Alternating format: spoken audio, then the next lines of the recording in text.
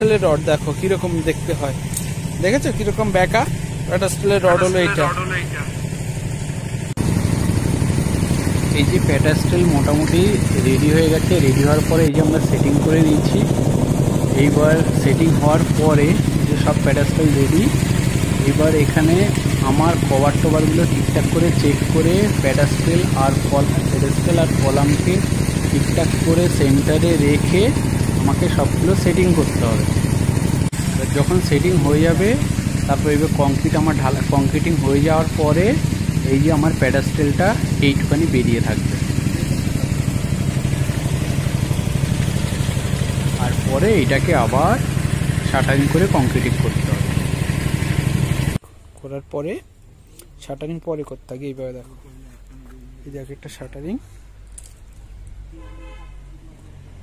Check করে নাও, ভালো করে দেখে নাও। এই যে দেখো রডগুলো আগে যেটা ছিল তার এইটা হলো আস্তে আস্তে ইয়েটা করতে হবে, ঢালাইটা করতে হবে। দেখো এই যে এখানে দেখো শাটারিং হয়ে গেছে।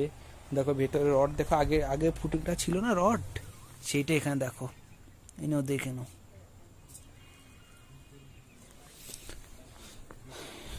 দেখে